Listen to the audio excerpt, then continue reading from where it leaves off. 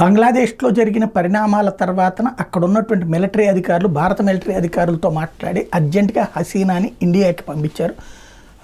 హసీనాని అలా పంపించేటటువంటి సందర్భంలో ఎలాంటి ప్రాబ్లము రాకుండా, ఒకవేళ పాకిస్తాన్ నుంచినో చైనా నుంచినో లేకపోతే బంగ్లాదేశ్లోనే ఈ సైన్యంలో ఉన్నటువంటి ఇంకొక వర్గం నుంచినో తేడా వచ్చి ఆ విమానాన్ని లేపేయకుండా, ఎందుకంటే గతంలో అట్లా జరిగింది కాబట్టి యుద్ధ విమానాలతో వాయుసేనకు సంబంధించినటువంటి యుద్ధ విమానాలు ఎస్కార్ట్గా ఆ విమానాన్ని ఇక్కడ దించారు. ఆ తర్వాత ఆవిడని ఇక్కడ దించేసినటువంటి బంగ్లాదేశ్ విమానం వెళ్ళిపోయింది. ఆ పైన ఆమె ఇక్కడ షెల్టర్ తీసుకోబడింది.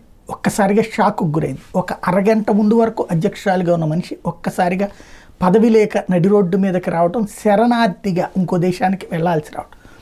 బ్రిటన్కి తన శరణార్థిగా వస్తానని ప్రకటిస్తే బ్రిటన్ ప్రభుత్వం తిరస్కరించినటువంటి నేపథ్యంలో భారత్లో ఎన్ని రోజులు ఉంటుంది అనేది ఒక ఆస్పెక్ట్. గతంలో అయితే ఒక 6 నెలలు ఉంది ఇందిరాగాంధీ టైంలో. ఇప్పుడు సౌదీ అరేబియా, కువైట్ లాంటి ప్రాంతాల్లో కూడా ఆమెకు ఆస్తులు ఉన్నాయి, కావాలంటే అక్కడికి వెళ్ళొచ్చు. మరి అటు వెళ్తుందా? అమెరికాకి సంబంధించిన వీసా ఆవిడది పునరుద్ధరించింది ఇప్పుడు అమెరికన్ ప్రభుత్వం, కాబట్టి అక్కడికి వెళ్తుందా? అమెరికాలో కూడా ఆవిడకి ప్రాపర్టీస్ ఉన్నాయి కాబట్టి అక్కడికి వెళ్తుందా? ఇది $1 మిలియన్ ప్రశ్న. నిర్ణయం తనే తీసుకోవాలి. ఆమె ఇంకా షాక్ నుంచి తేరుకోలేదు. అందుకే 3-4 రోజులు ఆమెకి టైం ఇద్దాం అంటూ జయశంకర్ చెప్పుకొచ్చారు.